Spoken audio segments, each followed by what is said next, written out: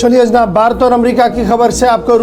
کو باخبر کرتے ہیں، کیونکہ معاملہ وزیر اعظم صاحب کا دورہ امریکہ ہے، لیکن دورہ امریکہ سے قبل ایک بڑی خبر رات دیر گئے امریکہ سے سامنے آئی ہے، جس کے بیچ دونوں ملکوں کے بیچ تناؤ جو ہے وہ بڑھ سکتا ہے، کیونکہ خبر یو ایس فیڈرل کورٹ کی ہے، جنہوں نے باضابطہ طور پر سمن جاری کر دیا ہے نیشنل سیکورٹی ایڈوائزر اجیت ڈووال اور کچھ دیگر افسران کے لیے۔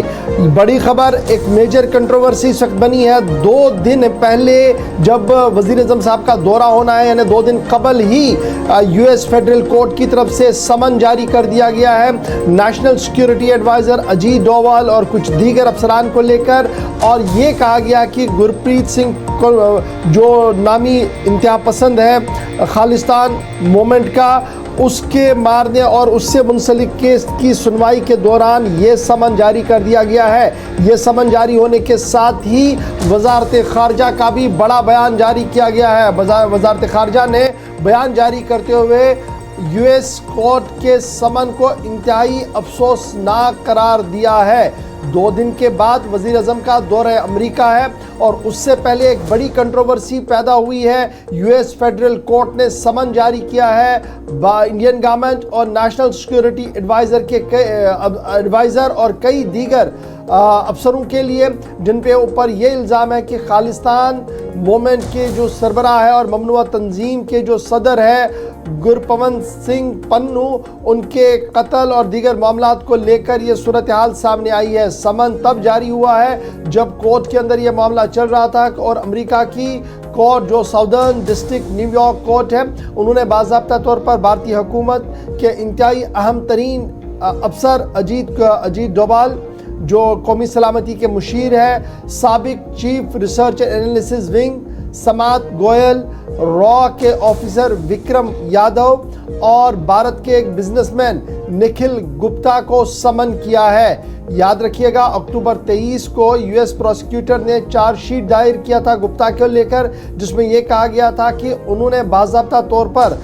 4 سکھ انتہا پسندوں کو مروانے کا پروگرام بنایا تھا، جن میں پنو ہے، اور گپتا نے باضابطہ طور پر اس پورے معاملے میں کورٹ کے اندر بھی پیشی دی ہے، اور تب سے لے کر یہ معاملہ چل رہا تھا۔ اور امریکہ نے یہ الزام عائد کیا ہے کہ بھارت کے جو تاجر گپتا ہے، انہوں نے باضابطہ طور پر 80 لاکھ روپیہ ایک آدمی کو ہائر کیا، اس کو دیا تاکہ وہ پنو کو کسی طریقے سے مارے، اور کیونکہ پنو جو ہے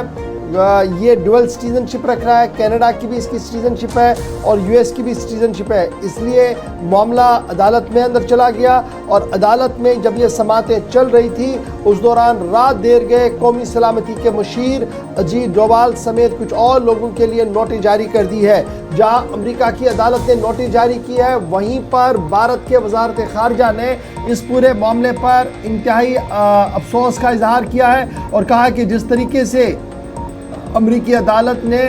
بھارت کے موقف کو نظر انداز کرتے ہوئے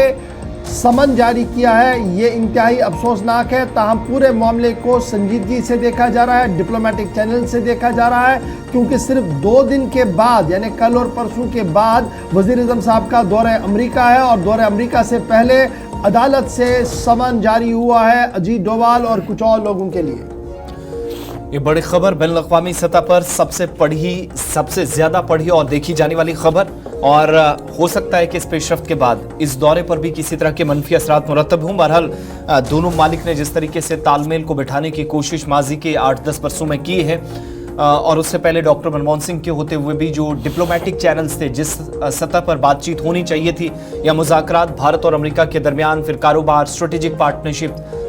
دیگر معاملات پر بڑی سنجیدگی سے دونوں ماضی کی حکومتوں نے بھی اور موجودہ حکومت نے بھی کام کیا، شاید ان معاملات کو ٹالا بھی جا سکتا ہے، لیکن اثر انداز چیزیں وقتی طور ہوں گی۔